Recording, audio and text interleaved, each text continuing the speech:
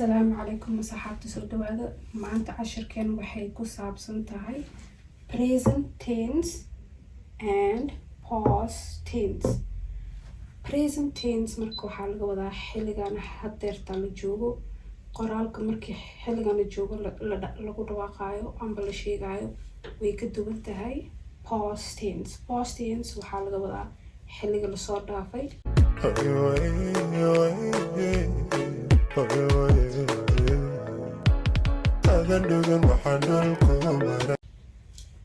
Number 1, for example, tusaale ahaan, I am walking to school.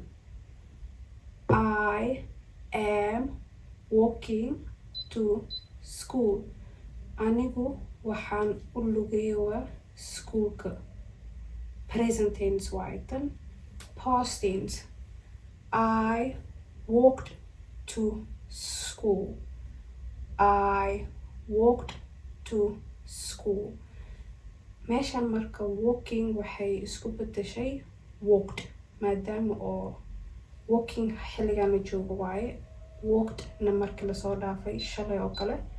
I walked to school. Number 2, she is eating food. She is eating food. Ayadu waxay cunaysaa raashin. Past tense waxaa dhahaynaa she ate food. She ate food. Raashin ayay cuntay. Eating marka waxay isku bedeshay ate. She ate food. Number 3, he is sleeping today. He is sleeping today. Asigu maanta wuu jiifaa. Sleeping waxa waaye wuu jiifaa. Today na maanta. He slept yesterday. He slept yesterday. Asigu shalay wuu jiiftay. Sleeping today waxay isku bedelaysaa slept yesterday. Shalay, yesterday waxaa laga wadaa shalay. Number 4, I am going shopping today. I am going shopping today. Anigu maanta waxaan aaday shopping. waxaa laga wadaa like suuqa way soo adeegtay. I am going shopping today. Maanta anigu waxaan aadayaa suuqa. I went shopping yesterday. I went shopping yesterday. Anigu shalay suuqa ayaan aaday. Going waxay isku bedelee went. Today waxay isku bedelee yesterday. Today maanta, shalay yesterday. Number 5, she is very happy today. She is very happy today. Ayadu maanta aad ayay u faraxsan tahay. Happy, faraxsan tahay.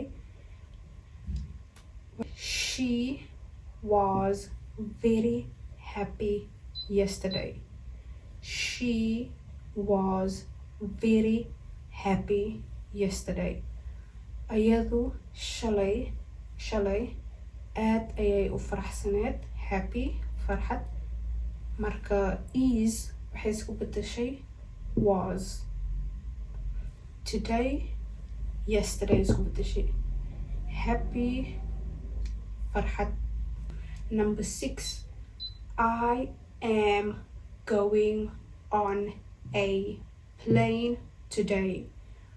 I am going on a plane today. Anigu maanta diyaarad ayaan raaci rabaa. Maanta diyaarad, plane waxaa laga wadaa diyaarad. Going waan raaci rabaa. waxay isku bedelaysaa I was on a plane yesterday.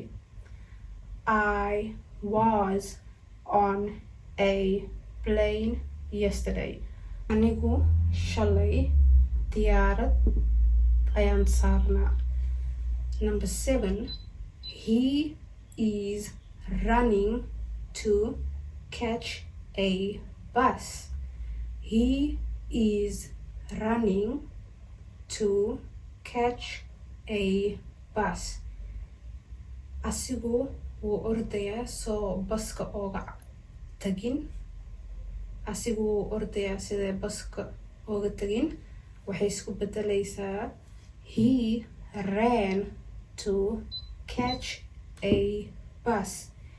He ran to catch a bus. asigu wuu orday soo baska ooga tagin. running waxay isku bedeshay ran.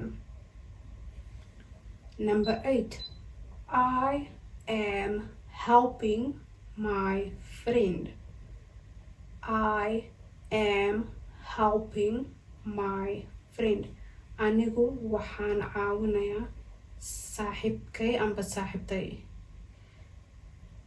waxay isku bedelaysaa I was helping my friend. I was helping my friend. anigu waan caawinayay saaxiibtay amba saaxiibkay. am waxay isku bedeshay was. Number 9, he is watching a football match. He is watching a football match. asigu wuxuu daawanayaa ciyaarta kubadda. Number 9, he was watching a football match. He was watching a football match. asigu wuu daawanaya kubadda ciyaarta. Number 10, she is cooking nice food. She is cooking nice food. ayadu waxay karinaysaa karinaysaa cunto macaan amba cunto fiican. She is cooking nice food. waxay isku bedelaysaa she was cooking nice food. cashirkeena koowaad intaas ayuu ku egyahay. waxaan u gudbaynaa cashirkeena labaad. She is on a bus. She is on a bus. ayadu waxay saaran tahay bus. He is in a car. He is in a car. asagu wuxuu ku dhex jiraa gaari. gaariga marka la saaran yahay waxaa la leeyahay in. baskana marka la saaran yahay waxaa la leeyahay on. sababta u kala duwan tahayna waxa waaye gaariga markaa ku jirto ma soco kartid, waa fadhidaa. baskana waxa waaye waa lagu dhex soco karaa. saas daraadeed waxa waaye on and gaariga waxa waaye in. Number 3, I am in a helicopter. I am in a helicopter. anigu waxaan ku jiraa helicopter. Number 4, they are on a bus. They are on a bus. ayagu waxay saaran yihiin bus.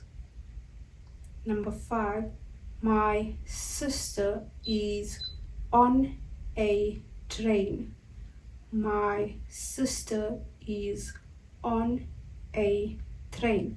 walaashay waxay saaran tahay train.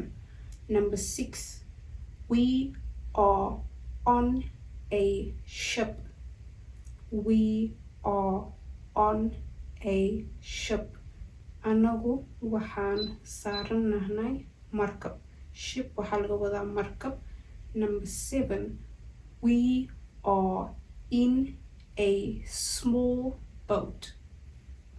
We are in a small boat.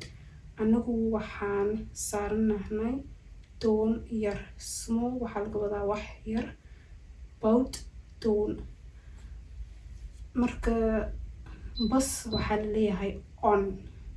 Buska on waxaa loo leeyahay waa lagu dhex socon karaa. Meel haddii lagu dhex socon karo on waaye.